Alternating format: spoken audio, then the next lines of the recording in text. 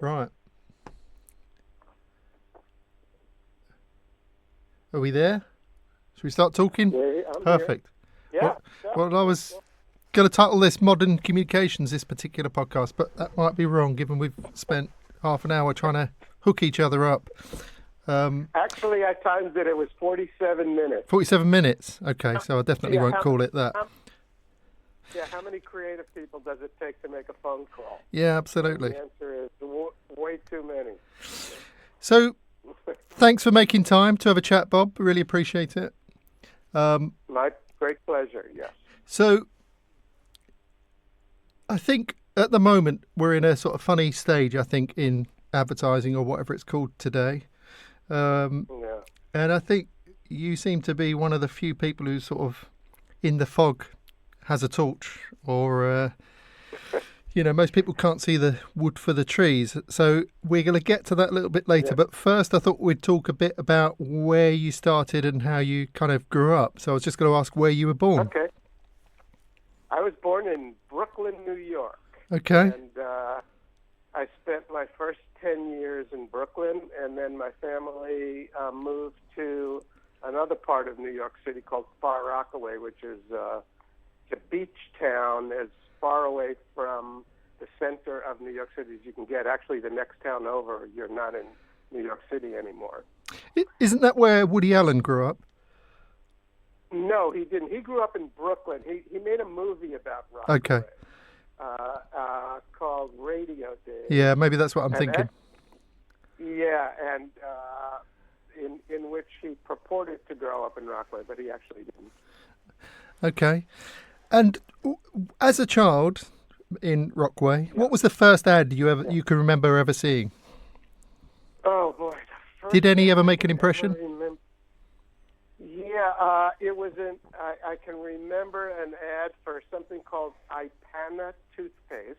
Right. And it was a cartoon with a character called Bucky Beaver. Bucky Beaver. Wow. Bucky Beaver. And Bucky Beaver had like these two big front teeth, and he would sing a song about Ipana toothpaste. God.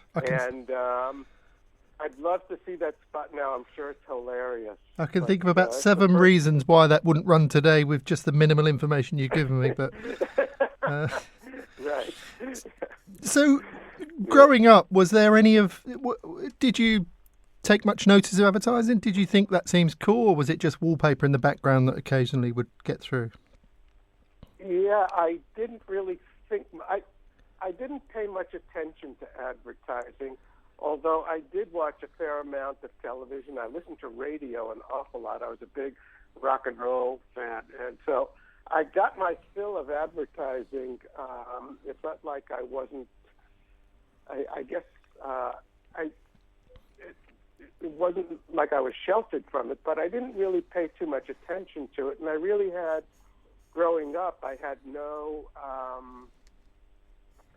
idea that advertising was even a profession or that I would want to be in it. So I came to advertising reasonably late, right?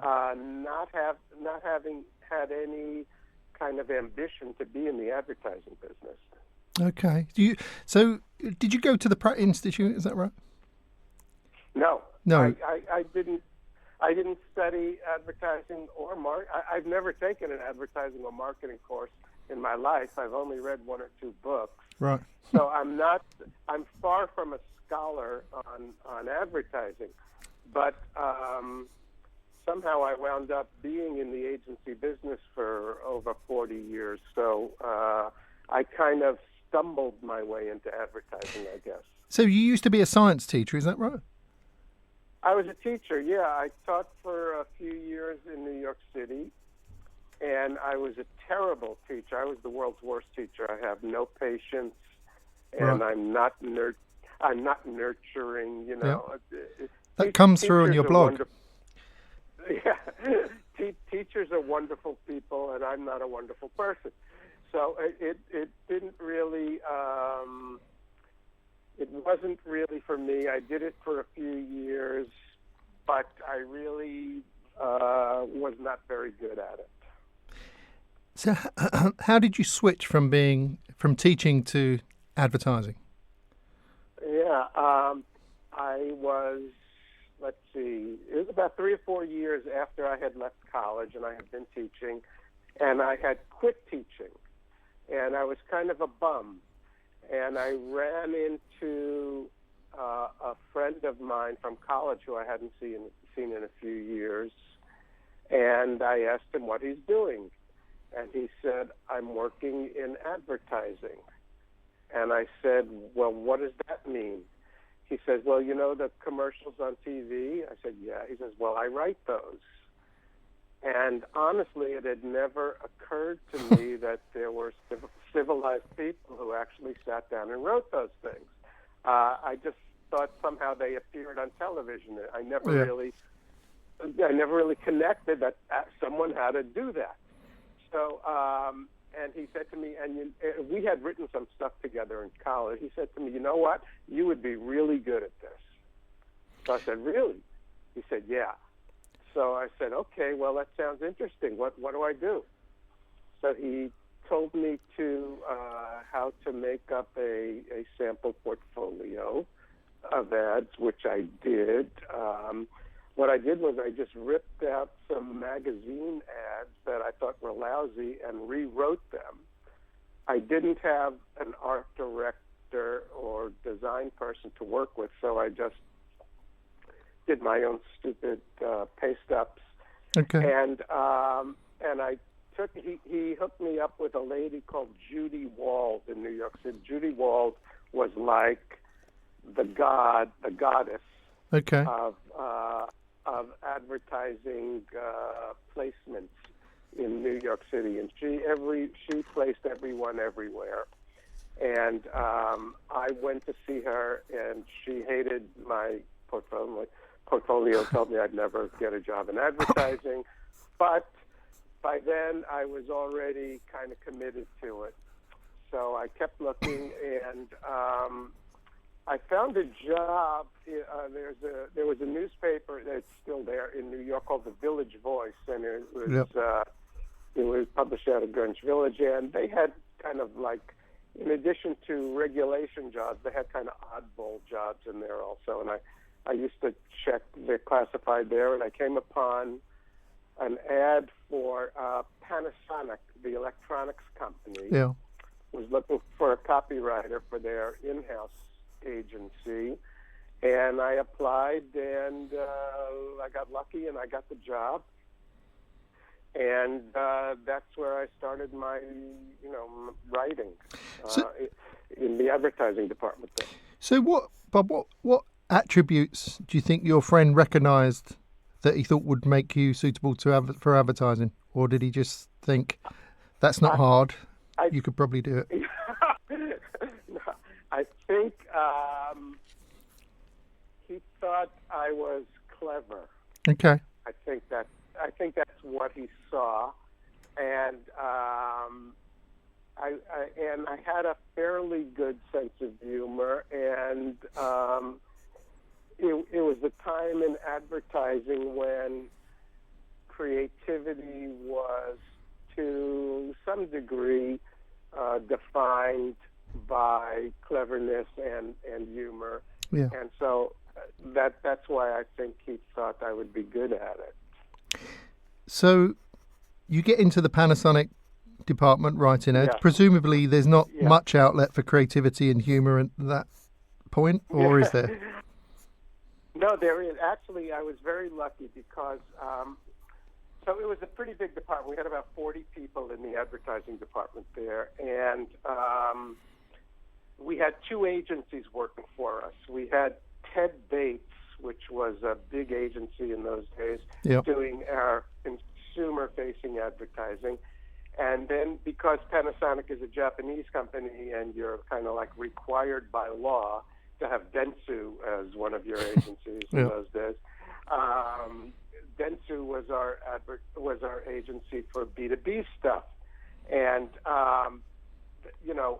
they were just plain flat out terrible, and so we had to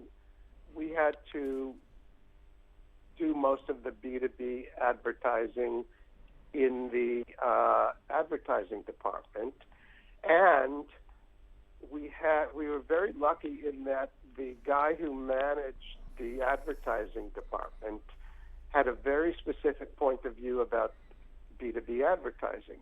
And his point of view, and it was very enlightened, I thought. His point of view was that the person who's reading our trade ads during the day at his desk is the same person who's reading our consumer ads in Time magazine in the evening. It's just he's wearing a different hat. And he insisted that the trade advertising look and feel and smell and be as good as the consumer advertising. Yeah. And so we were doing trade ads that were good, not just girls standing by girls in bikinis standing by copy machines. Yeah. These were good, pretty good high quality ads, and so I was lucky in that respect. Now, there was also plenty of crappy stuff to do in the ad department. We had to write brochures and catalogs and, spec sheets and stuff like that. But we did get to do high-quality print ads, and we also got to do some TV spots which were done for the trade. So we would create a spot, and then we'd give it to one of our one of the companies who distributed Panasonic products. They tag their logo at the end of it, but we got to produce the spots. So it was a pretty good training ground for me. I enjoyed it a lot. So that's a bit of luck then, working with someone who had that insight, because there's still a lot of marketing directors who still don't know that that's the case, that the people looking at their trade ads also look at TV and other things at the night. That's right. So at what point did you find out about the creative revolution and the whole different way of doing things in New York, particularly PKL and DDB and those guys? Yeah, I was about 5 to 10 years behind that. So I came into the agency business when those people had already revolutionized advertising to some degree, and it was, in my mind, there was the old staid kind of old-fashioned university boy kind of advertising guys who were, pre-Mad Men era. And then in New York, it became a little more ethnic. You had a lot of Italian art directors, really good Italians coming in doing nice art directing, and wise guy, Jewish guys doing writing. And that had already happened by the time I got into the advertising business in New York. So I didn't really straddle those two eras. I came in when the creative revolution was already in full swing. And frankly, I only spent 2 years in New York working in the advertising business, and I wasn't in an agency. I was in so I was kind of well out of the mainstream of the agency world in New York. But then I went to San Francisco, and I got a job in an agency. And was that a life change, or was that just a better job? That was a life change. That was my wife nagging me for 2 years, saying I want to go to San Francisco. So after a while, you give up and you say, okay, let's go. Yeah. So we went there, and honestly, I knew nothing about San Francisco. I knew nothing about the agency business even, and I certainly knew nothing about the agency business in San Francisco. So what I did was I went to the Yellow Pages, and I went through the Yellow Pages, and the first agency I found started with an A. It was called Allen and Dorward, and I went there and I showed them my book, and they hired me. So that was good. And it was a small agency, and it wasn't terribly good. It was mainly B2B and industrial kind of stuff, but I didn't know, and I just started there, and And we grew the agency. The agency grew very nicely, and we started to get some consumer-facing accounts. And I was eventually I did very well there, and the agency did well. As a matter of fact, for a while there, we became the largest independent agency in San Francisco. Right. And that didn't last very long because Hal Riley opened his agency, and he blew us away pretty quick. He was amazing. He was a genius. So I've got a question. I'm going to cunningly try and link back then to today. Okay. So what would your goals have been in trying to create an ad then? In terms of, I guess, when I started, I'd be trying to think, how do I get noticed? How do I do something that people are going to like? What were your sort of parameters when you're sitting down on your own to write an ad then? My parameters in those days was to do something that pleased me. Yeah. And I wanted the client to like it, but my first order of business was, if I saw this ad, would I like it? If someone else had done it and I looked at it, would I like it? Yeah. And that's, in a way, that's a selfish, it's a selfish barometer for how you judge what you're doing. And as I grew in the agency business, I realized that you can't just write ads to please yourself. You also have to write ads that have value as brand builders or as sales builders.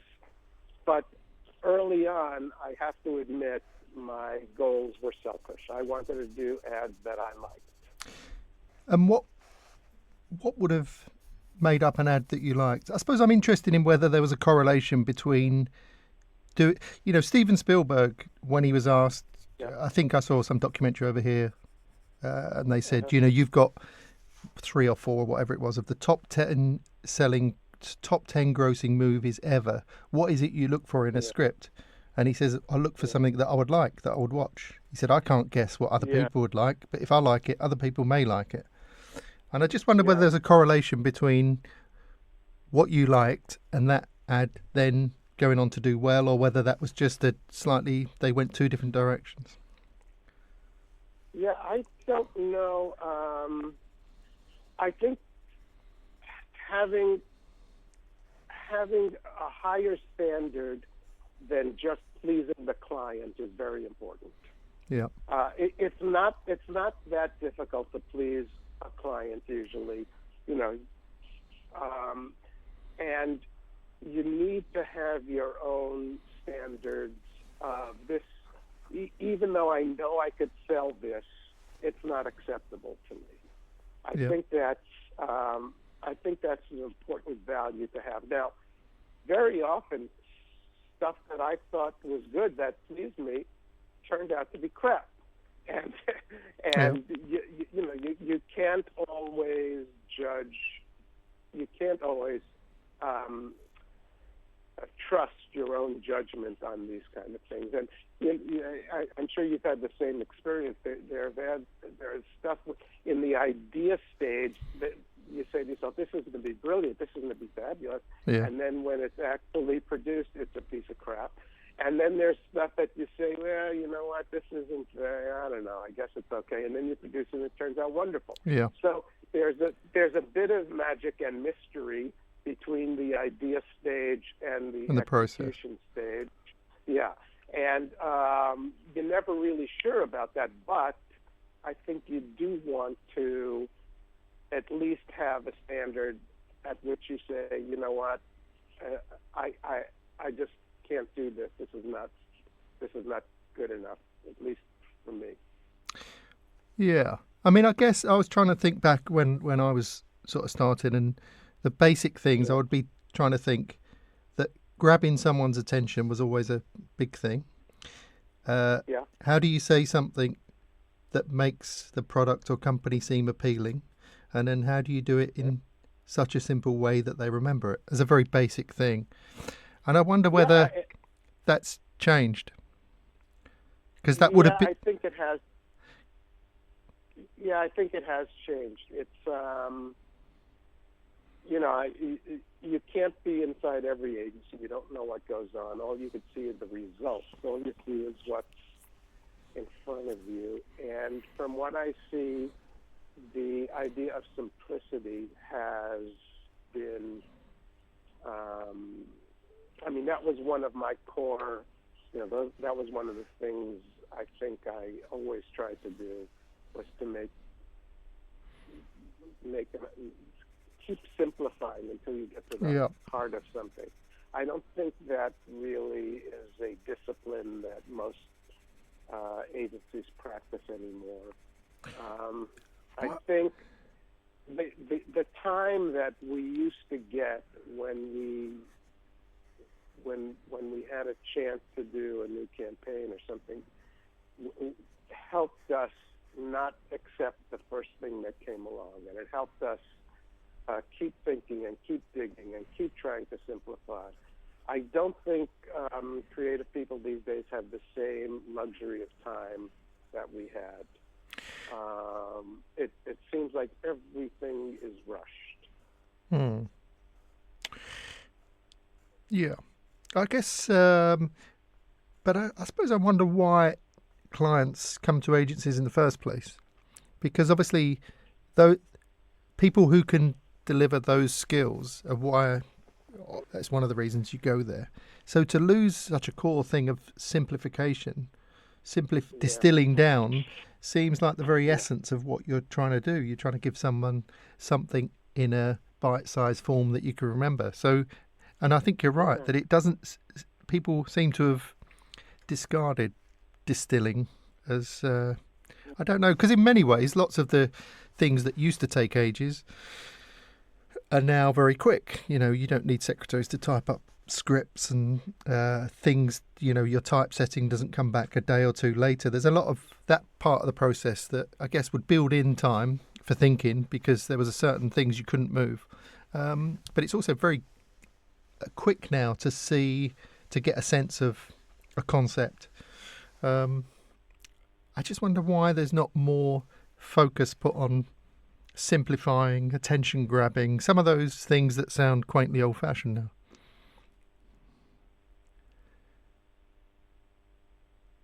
I'm mystified by it also, Dave. I see, to me, the only true unique value that agencies have for clients is creativity, is imagination.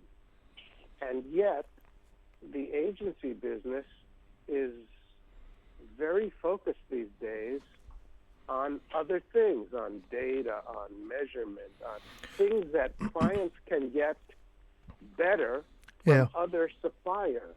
Yeah, it's like the agencies are playing the other guy's game. Absolutely, and losing, and they're losing instead of saying, what we're value to you is in creativity, it's in imagination. That's how we're unique. Not, we have great metric, we have great everything's focused on data. That is, I think the agency industry doesn't realize that it's committing slow motion suicide by not realizing that the unique value they have to clients is in creativity. Yeah, it's been interesting seeing how that's changed. I remember, where are we now, 2017, perhaps 15 years ago, there'd been a lot of talk about, that's we've got an agency in this country and in America called Mother that's set up with, at the time, I think 60% of the staff were creative because that was the way they felt it was going. I foolishly set up an agency where all the partners were creatives, because I thought creative resource is the one thing that, now that information is becoming easier to get, the one thing they can't get is imagination and creativity. And that seemed to be the talk at the time of, it's going to be a boom time for creatives. So if you can use your imagination and think differently and use information to create things you can't, to make jumps from the imagination, that's going to become incredibly valuable. And ironically now, it's completely the other way. People talking about big data rather than big ideas. It's just strange how it's panned out, which is not. If you think about what's happening, if you take a step back and you look at the industry as a whole, the advertising industry used to be an industry of entrepreneurs and craftspeople, right? You'd work at an agency and you wouldn't be happy. You'd be an art director, or you'd be a copywriter, or you'd be a media person. You wouldn't be happy, and you'd start your own agency. Yeah. And then you'd build that, and then there are people who work for you, and they'd be unhappy, and they'd start their own agency. And so you had craftspeople and entrepreneurs building agencies. Now you have the exact opposite. Now you have people who are financiers, who are bankers, who are accountants, buying up all the agencies. They're not craftspeople. They never worked in the agency business per se at a craft. And they are running agencies as if it's a financial institution. They're working on margins and, all kinds of things that, when you had your agency and I had mine, we didn't really spend, we wanted to make money, but that wasn't the focus. The focus was on the work. But now it's different, and I don't know. The structure of the agency business has changed so much. I'm not surprised that the focus has changed. Do you think it's the phrase I keep hearing about Obamacare? Do you think it's a death spiral where, because less emphasis is focused on the output, it becomes less attractive to people getting into the business? That means there's less energy being put into the work, and it sort of keeps going down. Yes, or is it rife for a kind of mini revolution where people say, actually, there's another way of doing this. It doesn't all have to be this flat. Yeah, I am more a pessimist than an optimist. I hope there's a revolution coming. I hope there are still, there are still some wonderful agencies, right? There are still absolutely, doing great work and they have great people, but that's not the bulk of the agency. The bulk of the agency business is not very good. Now, 90% of advertising has always been lousy. Maybe not 90. Let's say 90, just use a number. And we used to have 10% good stuff and 90% mediocre stuff. Well, now we have 93 or 94% mediocre stuff and 6 or 7% good stuff. And that doesn't sound like a big change, but if you think about it, it means there's 30 or 40%. If 10% used to be good, now 60% is good. That means there's 40% less good stuff. And it's noticeable. You feel it. You sense it. It's and the other thing that has, I think, done a terrible disservice to the agency business is the quality of online advertising. So much of it is so terrible, and I don't know why it has to be that way. I don't understand it. I don't understand why it's so terrible. Well, I had a little while ago, about a year ago, I was overseeing some stuff for a very upmarket hotel chain that the digital department had. And they bought in all these banners and MPUs, and there was things were continually jumping up and down and bouncing around. Yeah. And I said, it seems a bit low rent. Everything's jiggling. I can't follow it. Things are sliding in and jumping around. Why have you done it like that? And they went, well, it's digital. That's, I said, I get that, but what's the thinking? Why is there so much movement on every single piece is moving? And they went, well, that's what we do. That's what we normally do. So I said, but is there any reason? And they're all looking blankly. So I said to the planner, can we go and find some research about, things that move against things that don't move? Is this, is the fact that it's all moving and the page is static helping people notice it, or where are we at with it? Because it looks like a mess to me. I can't follow any of it. So the planner went away, and he found out from Google that static banners are 65% more effective than banners that move. But when you get that as a fact, you think, well, that kind of makes sense in a way, because the things moving around just become an annoying thing, and they're trying to grab your attention, and because they're trying to grab your attention, it's annoying. So I almost, it's like a battle of wills. You think, well, I'm not going to engage with it because it's trying to arrest me. Whether if it's calmly and simply trying to grab your attention, I can sort of understand it, but nobody seems to care about, that's what I find with a lot of digital, is it just assumes that they're not striving.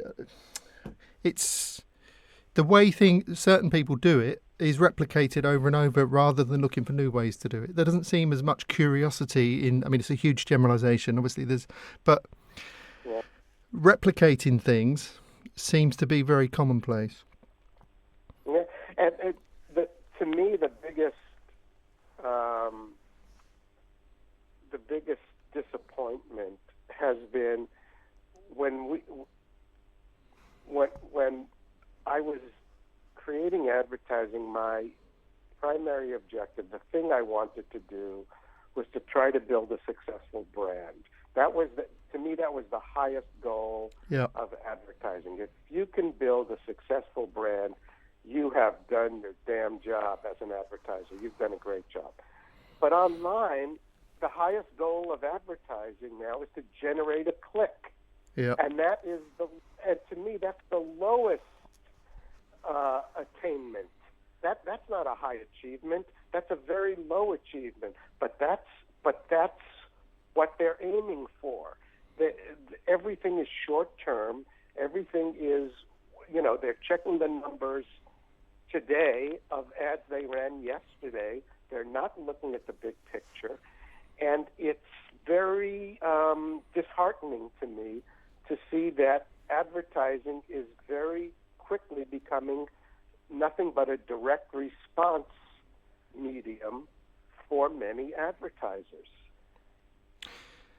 And I also wonder how much they check into what those clicks are worth in terms of cash, hard cash. Yeah, they're worth nothing, essentially. But what they do is, if you're a media operator online, if you're a publisher online, you get paid based on clicks or on traffic. So you want to generate traffic to your site as much as you possibly can, and you really don't care too much about how it gets there. So why is there not more analysis being put into what the advertising in that area that is so quantifiable delivering? They're not counting the right aspect of it, are they? Yeah, they're measuring everything but what's important, as far as I can see. They're measuring everything but whether or not it helps their brand or makes them money. Building successful brands. If you walk through the supermarket in your neighborhood, you will find that there are virtually no brands there of anything. Soap, soda, toothpaste, beer, anything that have been built by online advertising. No. You can find some online brands that have been built by online advertising, but 93% of the stuff in the world is not sold online. It's sold in a store, and you can find almost no examples of soap, soda, beer, fast food, banks, clothing that have been built by online advertising, and we've had it for 20 years now. So why aren't we getting this? Why don't we understand this? And we're not using the medium properly. There's no reason why the web can't be a good advertising medium, but we have made it into a mess. We thought, when the web first came along as an advertising medium, we thought it would be like television or radio or magazines, that it would be a brand building kind of medium. But it's turned out that it's become a direct response medium. And if you look at the two, there are two real genealogies, I think, of advertising. One is the kind of the Madison Avenue style of product and brand building advertising, Mm-hmm. and the other lineage of advertising is the junk mail lineage of advertising, which started with junk mail, and then it went to 800 numbers, call this number now, and then it went to junk faxes, and now it's junk electronic direct response stuff, which is essentially what online advertising has become. Now, it's not all bad. I don't want to overstate it, but to a very large degree, all it is electronic junk mail. And do you think that's just because that's where it's at in this sort of evolution of online? I guess it must evolve at some point. It seems very primitive still. It is, and it's because it was because online advertising was promised to us to be more measurable, and therefore anything that got measured got paid attention to, and so the world of clicks became how you measured the effectiveness of advertising, and that leads to a direct response frame of mind, which is what I think online advertising has evolved into. Now, will it evolve past that? I sure hope so, because there's no reason why the web can't be a good advertising medium. There's no reason why it can't be a brand-building advertising medium. But thus far, it has not proven to me that it has been that. So why are particularly clients, marketing directors, who generally are pretty hard-nosed, you know, I mean, the issue often you would have is perhaps not being too worried about the finance instead of the long-term ambition of the brand and what the brand stands for. But with some of the things they're doing now, it's not even a short-term gain or long-term gain. I don't know how it's gone that way. I think it's because this is what they've been taught. They got their MBAs or they got their degrees in advertising, and for 20 years they've been taught about the primacy of online advertising. And it reminds me of doctors. For 2,000 years, doctors bled people, right? Yeah. If you were sick, they cut open your vein and bled you. And they did that for 2,000 years, despite the fact that it had no effect. But this is what they were taught. And for 2,000 years, they practiced what they were taught, and they kept doing it despite the fact that it was ineffective. And I think that a lot of our marketing CMOs and marketing directors these days have been taught a certain thing and are doing it despite the fact that it's not very effective. So the first time I came across this so directly was I did a TV ad and some other ads for a honey company in this country. And around 2000 and I'm trying to think when it was, 7, 8 maybe. It seems like it was almost the law to do ads that involved lots of people. So we had this concept of involving the company. They were making their own ad because we thought, it's honey. What do you say? You know, the bees make it, not the company. It's very hard to get any specific thing on it. So we did this ad and put this ad out there. It was one of the early ads that linked into Facebook where you could vote on some part of it. So the ad went out and it was seen by about, at that time, obviously TV was bigger, it was seen by about, say, 10 million people. The client was doing cartwheels when the likes were coming in on the site that were up to about 30,000. So I couldn't understand why they were so excited about the 30,000 likes when it had been seen by 10 million people who may go out and buy it. And they were absolutely following it day by day, like it's. I was thinking 30,000 is nothing. That's like putting an ad in a trade magazine. I don't see why it's so exciting, but they weren't looking at where all the money was being spent on TV. They were just following the amount of likes it got every day. And it's funny how that has completely disappeared. That whole theory of advertising has collapsed. The likeonomics. That they're trying to gather as many likes as. And just 3 years ago, they were going crazy. Now, if you mention it at a meeting, you get laughed at. Who cares about likes? That's bullshit, right? Yeah. But if you said that 3 years ago, you were an idiot. If you said likes are bullshit 3 years ago, you're an idiot. Today, if you say likes are important, you're an idiot. So the fads and the trends come and go so quickly. And, where we started this was, how is it different now from how it was when we started? And, the circumstances change, but principles don't. The principles of advertising are still the same. You have to get someone's attention, and you have to show them something interesting, and you have to hope that you're convincing them to do something. And that hasn't changed, and it's not going to change.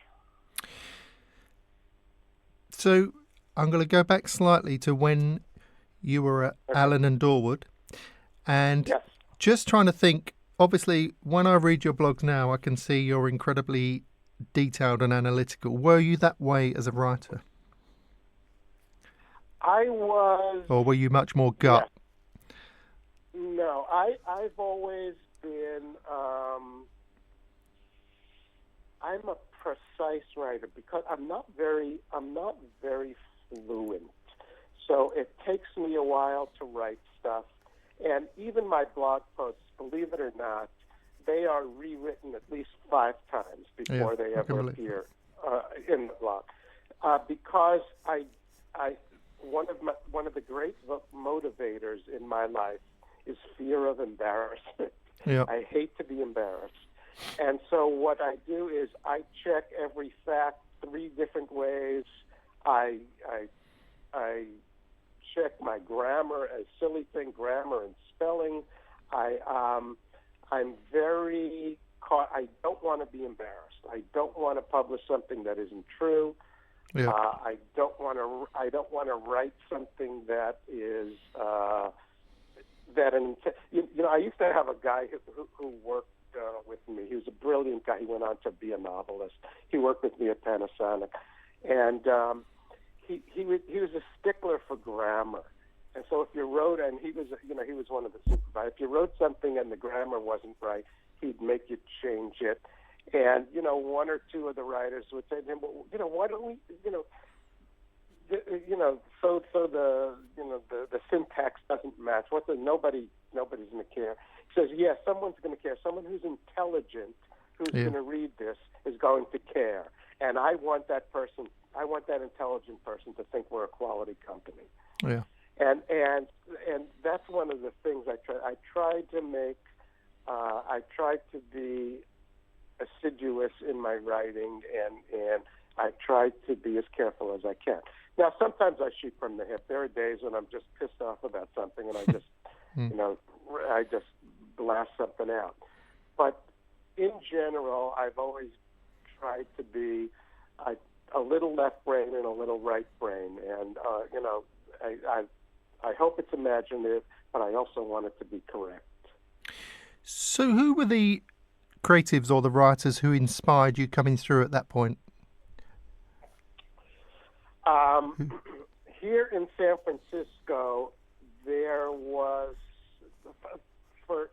fortunately for me, when I was growing up in the agency business here in San Francisco, there were some wonderful agencies. I mean, Hal Riney was here. Yeah.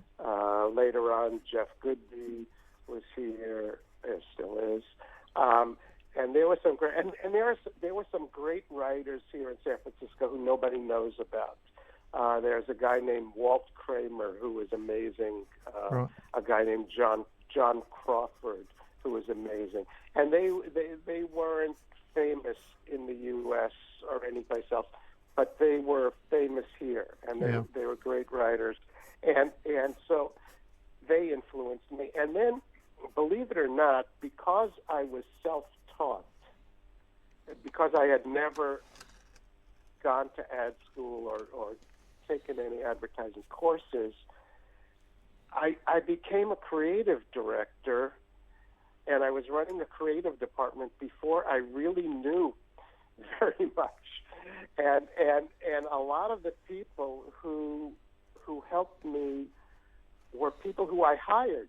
They were actually working for me, but they had a better, they had worked at great agencies, and they had worked with great people. They'd worked with Hal, and they'd worked with other people. And so I learned a lot from people who worked for me. And so what quality made you their boss before them, or made you creative director before them, do you think? I don't know, and I think it's one of the things that I always think about when I am thinking about my career, and that is that I became an agency manager maybe a little too soon, and because I was never a great creative person. I was an okay creative person. I did some good things, but I was never really, really good. And I always wondered if I had stuck to the creative side more and not started up an agency and not become general manager of an agency, if I just focused on the creative stuff, could I have been a lot better than I was? And I guess it's something you're always asking yourself when you're thinking about those kind of things. I don't really know how good I could have been. I think I could have been better than I was, though. Well, I guess the challenge is once you start to become more senior and you're more involved in running the agency, it's very difficult to be selfish and go off on gut reactions that sometimes lead to very unusual, award-winning, famous creative work. Isn't it? Lots of that comes out of selfishness and gut rather than, if you're looking after a few hundred people. That's exactly right. And I don't think many people in the agency business realize how much that affects your thinking. When you're running an agency and you have 100 people working for you, and you know that if you lose an account, you're going to have to fire 15 people, and it's not going to be you. You're not going to lose your job, but people with families and children and houses and are going to be laid off. Yeah. And it was always something that made me think twice before I acted rashly, and before I put my needs before my clients' needs. I always thought twice. I have people here whose lives I need to protect. It's a burden. When I left the agency business, it was a burden that I was very happy to be rid of. Yeah. It's not fun to ever have to let people go, particularly when they're hardworking, good quality people, and you just, it's either let people go or go out of business because you don't have enough money to keep the business going. So it's tough.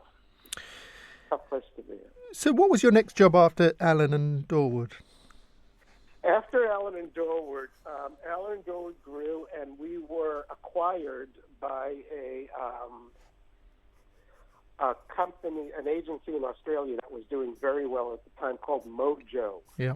And Mojo was a very successful Australian agency that merged with another successful Australian agency called MDA, and they went public, and they did very well, and they bought our agency, and I worked for them for a couple of years, and they were, they were trying to be a global agency.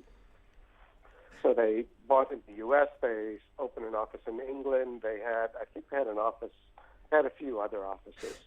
I worked for them for a couple of years, but I was very unhappy working for them. Why is that? I'm not a good employee. Did they have a different? Not a good employee. Did they have a different philosophy, or okay? So just not being able to call the shots and. Yeah, I'm a great team player as long as I'm the captain. But if I'm not the captain, I have a hard time. And I didn't like what they were doing, to be honest. I didn't like their work very much. They had a great reputation. Yeah. We won the International Agency of the Year award from Ad Age. But their reputation, I thought, was really better than they were. They had a magnificent PR machine. Right. They were fabulous at PR. But the work, I felt, was it had a kind of sameness to it. There was jingles and people jumping around, and a little of that goes a long way as far as I'm concerned. Yeah, but they had a huge success with a guy, Paul Hogan. Remember the movie Crocodile Dundee? Yeah. So he was a friend of the agency's, and they used him for Australia tourism campaign that ran around certain, a lot of markets around the world. And so they built on that reputation very, very cleverly and built the agency. And ultimately, Mojo was bought by Chiat Day. Right. I had already left Mojo 6 months earlier, but they were bought by Jay Chiat, and I think it was probably one of the worst business moves Jay Chiat ever made. He paid a lot of money for Mojo and had to sell it a few years later for a lot less than he bought it for. So after Mojo, I spent when I left Mojo, I had a kind of a non-compete with them. I wasn't allowed to work for any other agencies for a while. So I did freelance creative work. I had a creative services company, which I did for 3 years, and it was fun. I loved it, but I was lonely. I missed the agency environment. Agencies are, they're terrible places to work, but they're great places to hang out. It's fun people, and I missed that. So I had some opportunities to go back to big agencies, which I didn't want to do. I had an opportunity to get into the movie business, which I didn't want to do. And so I hired on with a guy named Roger Lewis, who had a small agency here in Oakland. Right. And I became a partner in his agency, and I brought the clients that I had from my creative services company over to the agency. And it was a small agency in Oakland. We moved to San Francisco. We moved into San Francisco, and we started to grow. And it was a nice agency. It was very nice, and it grew nicely, and we had some good clients. But I never felt that the work we did was as good as the work that I was doing at Mojo and Ellen and George. And the reason for that is we had a lot of retail clients, and the degree of difficulty in doing good work for retailers, at least here in the States, is pretty high. I don't know how it is there in the UK, but here in the States, it's a high degree of difficulty to do good work. And our big clients were McDonald's and Toyota, and they're prestigious clients, but we were doing a lot of the retail side of those business, a lot of price item stuff and stuff like that. And it's hard to it's hard to stand out when you're doing a lot of that stuff. So when you started Hoffman Lewis, did you have a very specific plan or a philosophy, or you just kind of, how did you approach it? My approach was very opportunistic.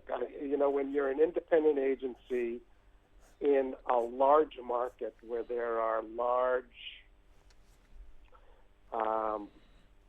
companies, large agencies with big worldwide accounts, and you're just a small guy in that market, you have to be opportunistic. You have to take whatever comes along. I wish we had been a little more strategic. I wish we had, if we had said early on, you know what, let's be a retail agency. Let's do something well. Let's not try to be everything to everyone. If our two biggest accounts are retail accounts, let's be a retail agency. Let's say the dirty word, okay? Yeah. And let's see what we can do with that, and maybe we can turn it into something really good. But we didn't. We were, when you're in an agency, it's hard to say we're a retail agency. People don't like good creative people don't like to hear that, and I can understand why. It's also hard to rule yourself out of any possible markets. There's a lot of agencies, some that are really good at high end, or some that, but they never want to say that because they feel it's going to instantly rule them out of a lot of other stuff. But when it's the other way and you're talking to clients, you say, look, you're really good at that. Why don't you own that territory and expand it rather than try and be everything? But no agency owner ever says, we're really good at X. Tough. Exactly. What we tell our clients, you need to differentiate. Exactly, yeah. And that's the last thing. Exactly. It's great. The one thing that's great about the agency business is we know how to run everyone else's business but our own. Right? Absolutely. So what surprised you about setting up when you're on the other side and you're the guy writing the checks? Was there anything that took you by surprise? About running an agency? Yeah, about starting an agency and running it. Did it go as expected, or was it more of a shock? Let's see. It was not shocking because I had become CEO of Mojo's U.S. operation, so I knew about the difficulties of running an agency, and I had been president of Allen & Dollard, so I wasn't shocked by the whole business side. What was involved, in the whole business aspects of it. No, that didn't shock me. Okay. And at what point did you start broadening out and writing blogs? So I kind of tried to find your first ever blog, which I think this is your first one, which made me laugh, which I think was in 2007. And if I'm right, is the first one. It makes me laugh because it says the top 5 bullshit marketing terms of 2008. 5 ideation, 4 authenticity, 3 mega brand, 2 conversion, 1 narrative. It just seems funny that that's 10 years ago, and it's the same. It's the same sort of issues. I started writing. The funny thing about the blog was I started it not as a blog. I started it as I would write essays to myself. And the reason I would write essays to myself is that I was so frustrated by what I was seeing in the agency business that I just had to write it down.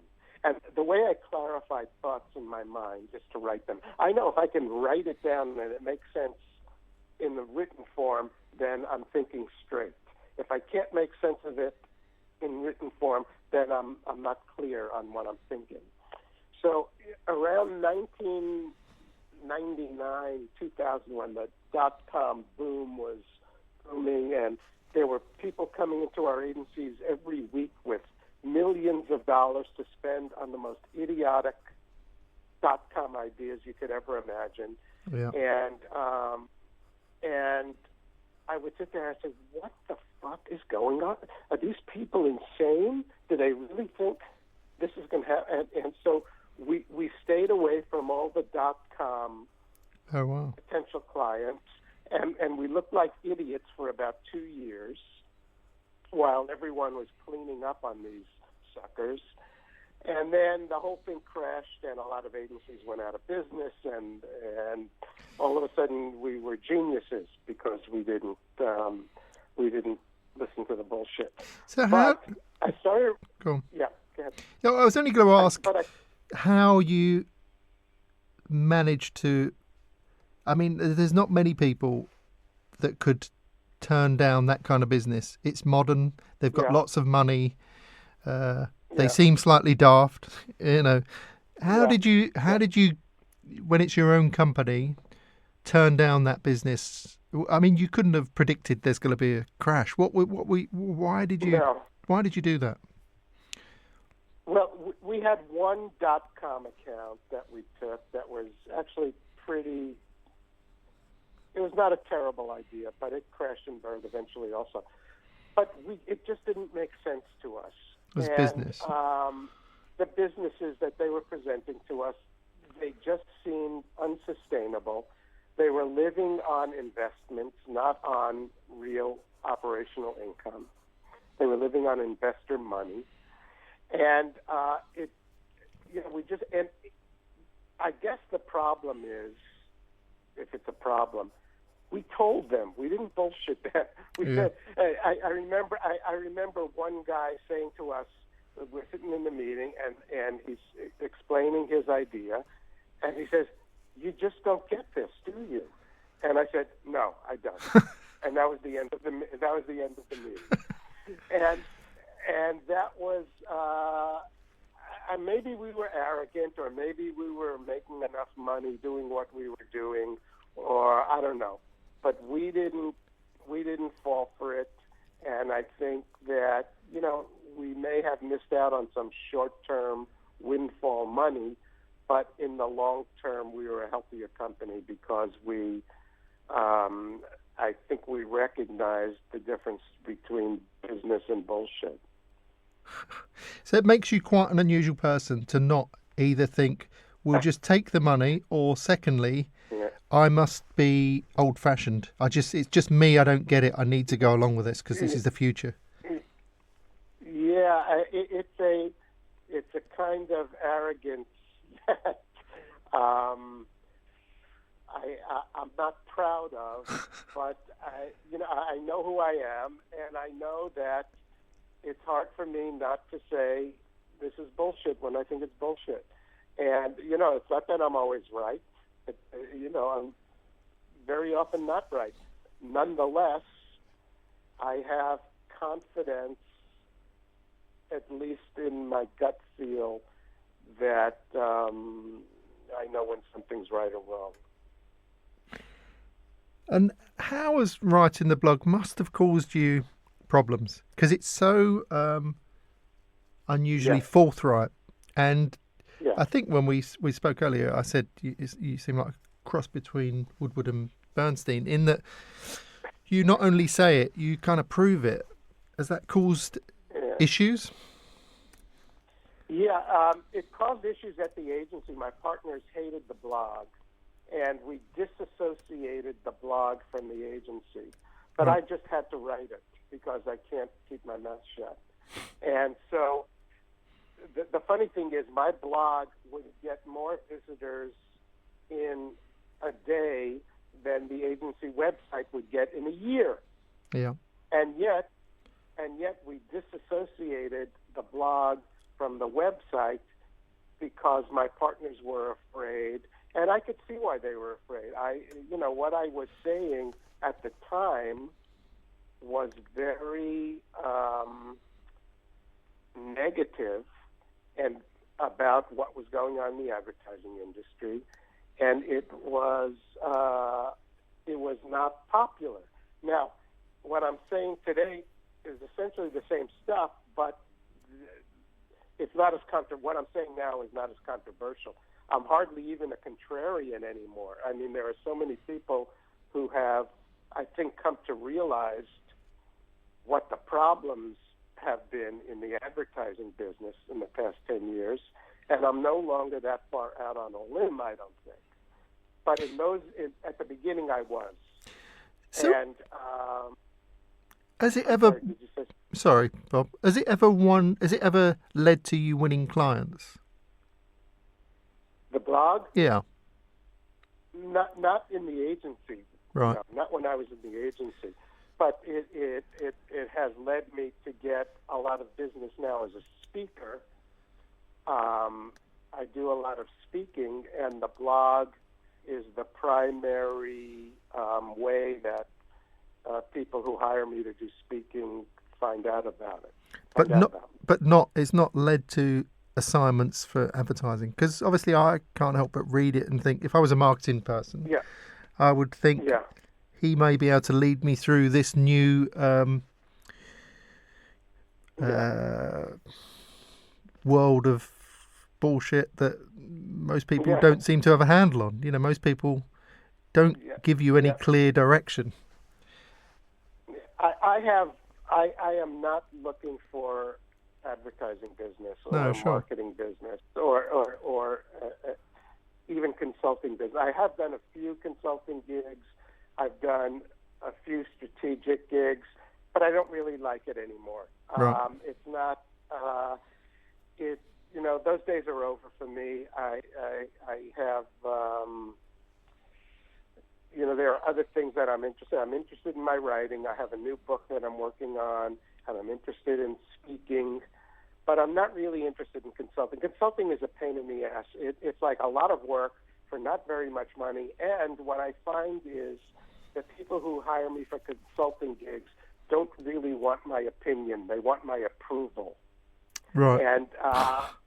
And I'm not good at giving approval to stuff I don't believe in. And so it hasn't been attractive to me.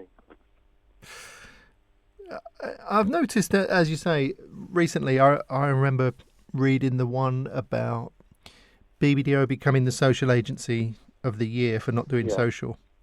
And and I kind of read through that and thought, that's great. And then looked at the comments, and the first person was the head of planning at BBDO. So I thought, God, this is going to be interesting. Right. He's going to be furious. And he said, you're absolutely right. We use social as a TV medium effectively, and you're absolutely right. I was surprised at how accepting he was of your sort of expose. And he said, no, it's 100%. That's exactly what we've done. Good for him for being honest. But do you think, as you say, you may have to change your title from Contrarian to whatever the opposite is? Yeah, absolutely. When I used to write negative things about social media, even 3 or 4 years ago, the social media people were the most sensitive. You know, I could write negative things about the agency business and get like no comments. But if I wrote something negative about social media, I would get emails, I would get hate stuff. They were extremely sensitive. But what has happened with social media is it ain't what it was supposed to be. It's changed. Social media used to be, it's going to replace advertising. It's free. You're going to go and you're going to post something on Facebook, and your friends are going to read it, and they're going to repost it to their friends, and there's going to be a tidal wave of viral interest in your brand, and it's all bullshit. Now everything on Facebook is a paid ad. It's paid traditional advertising. It's a completely different medium than what it was sold to us as. Facebook has done the greatest bait and switch job in the history of business. It's absolutely amazing. So the whole, what were the two terms? Earned and pay? Earned media and what's the other one? And I don't know. Earned media and whatever the other one. So you don't hear them anymore? You hear it a little, but not that much. Earned and owned. Earned and owned, was it? Yeah. Yeah. And, earned media is just public relations, right? Yeah. That's what earned media is. And so it's online, so, it's supposed to be something different. But it's not. It's PR. So do you think the fact that the social people at the time were so vociferous was basic insecurity, that they knew it was not all it was being cracked up? It was insecurity. It was a strange amalgam of arrogance and insecurity. They were very arrogant about their beliefs and how advertising was a waste of time, and social media, that people wanted to go online and join the conversation about brand. Yeah. Give me a fucking break.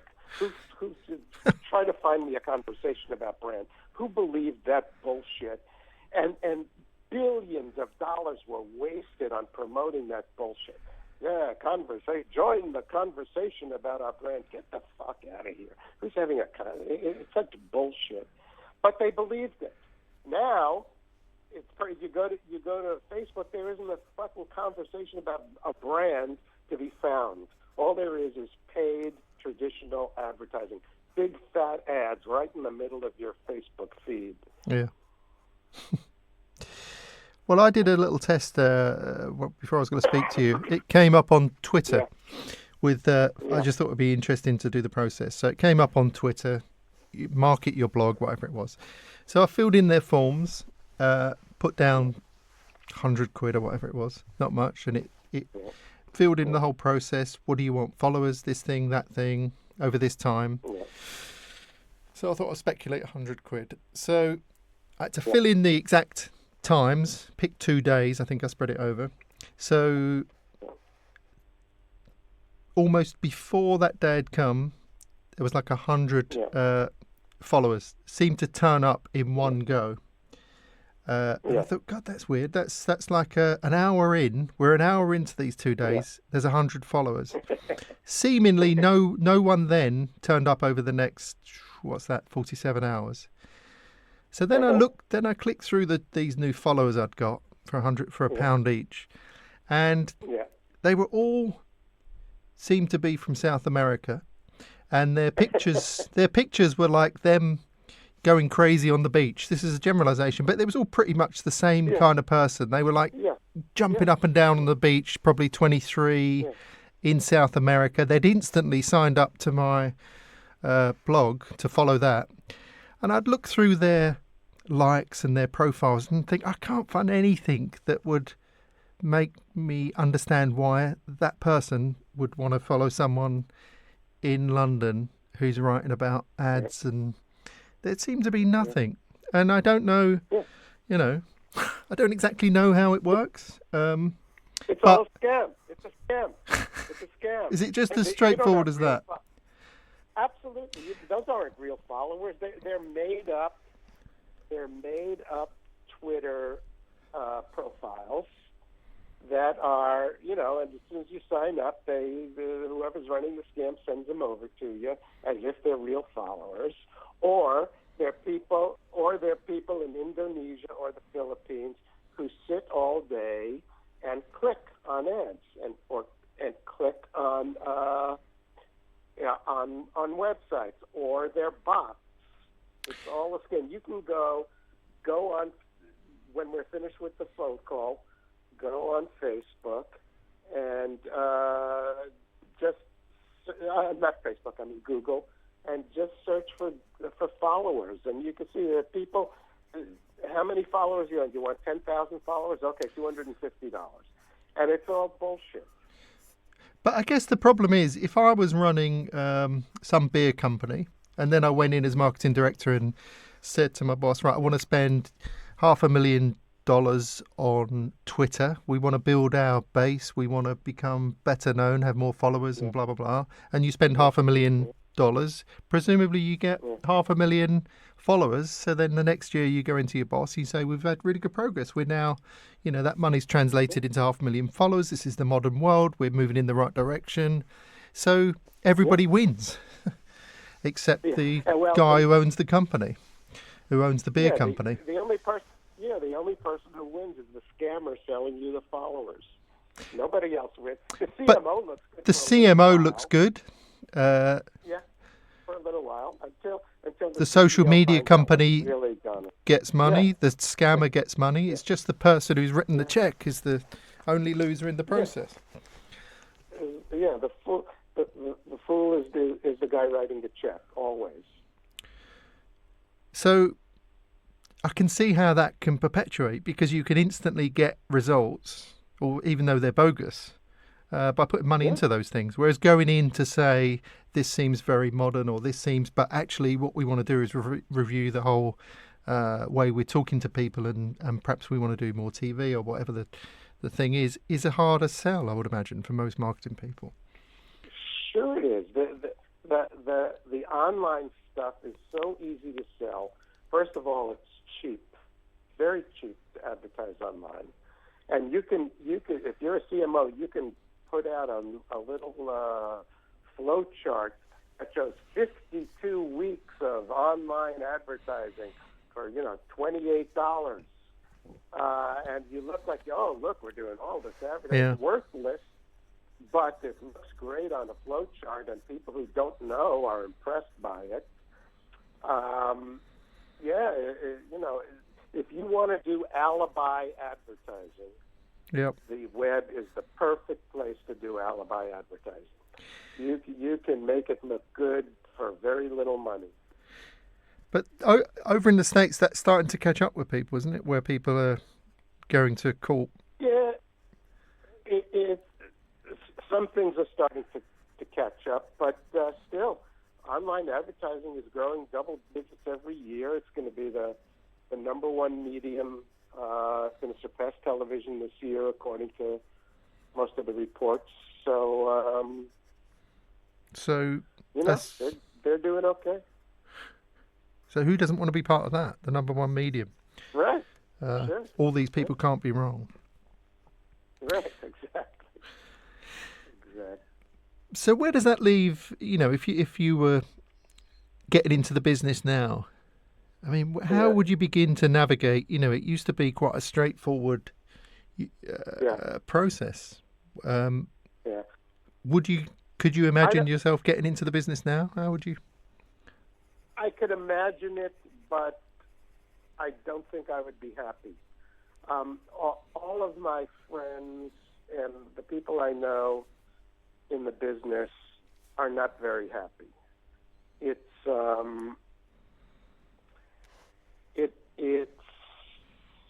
become too corporatized, too consolidated. There are just a handful of people with much too much power in the advertising business these days. And that has created a culture in the agency business which I don't think is healthy and good. Now, once again, I want to be clear. That doesn't mean that there aren't some great agencies doing great work. There are some. But for the most part, I don't think I would be very happy in the agency business these days. There was always an element of bullshit in the advertising business. That's nothing new. There was always an element. There were always people who didn't know anything and were faking it in the agency business. That's nothing new. But what's new now is the amount of that stuff. There's so much bullshit. There are so many people who don't really know how advertising works, who are decision makers. It would be, when I left the agency 4 years ago, I was very happy to leave. I haven't had a moment's regret since then. It's just gotten too difficult, and it's not. It's just not as much fun, I don't think, as it used to be. I sound like an old guy, right? Well, I don't know. It's always difficult weighing up these things, and partly I remember I used to work on a radio station, and I found it really interesting that one of the researchers at the radio station said you can always find the bullseye of someone's musical taste, it's the summer of their 16th, of when they were 16, which I thought was interesting. And it doesn't mean that they just listen to that music. It means that there would be sort of, that's the core thing, and there may be derivatives of that going forward. So obviously, there may be part of that when you're come into it seems more exciting and fresher. But I just also wonder whether culture's changed along that way. Culture seems to have got a bit more money obsessed, not just advertising. I don't know whether it's proportionate, but doing something. It used to be. I remember when I first got into the business, trying to do something that hadn't been done was what people were trying to do. Few ever did it, but that was the trying to use words or pictures or film in a way that hadn't been done was the sort of holy grail. And I don't know whether that's the case anymore. I often get young teams come in with ideas, and they'll show me a bit of film as a reference, and they'll show me a script, and you think, oh, that's the same. It's as if you've typed up what you've just seen, what you've just shown me. And they go, yeah, no, that's right. And I go, well, it's not really a reference. It's the same. You've seemingly changed the sort of logo at the end. And they go, well, we're showing you how it would work. And it seems so the opposite of certainly where it was when I started. It was, if it had been done, that's not what you do. Whereas now, obviously, you kind of, to some degree, you need that to sell it in. It makes selling working easy if you can show an exact piece of film or the exact image. But obviously, it's very limiting. It's hard to then move forward if that's where it's at. Isn't it sad that we have so many new media types now, so many different ways to communicate, so many new channels of media and communication, and we're starving for fresh ideas? You'd think that this would have spawned an explosion of fresh ideas, but it doesn't seem to have, has it? Well, it doesn't, and I think it's interesting. I think that one of the issues that advertising as a business has is its desperation to appear new. And it doesn't seem to be the case in other creative things like fashion, film, whatever it may be. And I think at the moment I think it's changing a bit, but are so desperate to not be seen as old or traditional, which is obviously a terrible tag that agencies got tagged with. They're so desperate to be new that they don't want to be a contrarian. They don't want to say the truth. And if you can't admit what's right or wrong, you can't really move forward. And but I think it's the same in things like photography. I've done a few interviews recently with photographers, and it's so easy now to experiment with photography, but you seem to see less experimentation. So it's very strange, and I think your point is a good one. Everyone is afraid to be seen as not on the cutting edge. Yeah. If you are labeled traditional in an agency, you might as well start looking for another job, because your traditional is code word for old and in the way. And there's a kind of low-grade McCarthy. Do you know the term McCarthyism? Yeah, absolutely, yeah. Yeah, there's a kind of low-grade McCarthyism in the agency business, that if you're labeled a certain way, you're done, you're dead. And it's horrifying, it's terrible, because the people doing the labeling, for the most part, don't know anything. And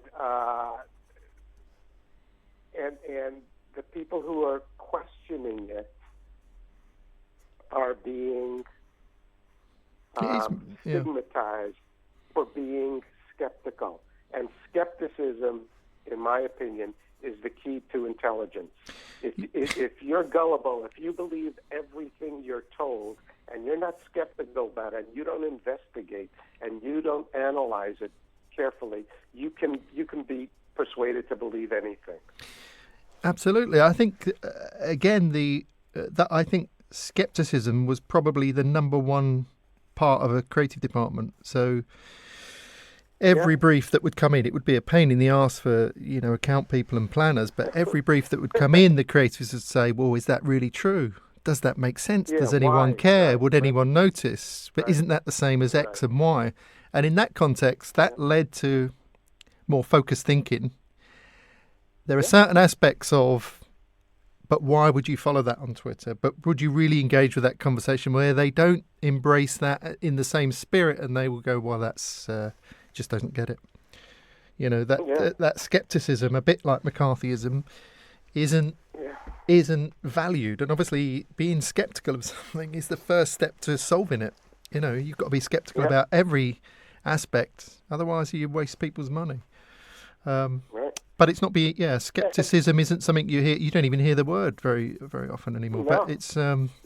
But it's a positive, not a negative word. It absolutely is.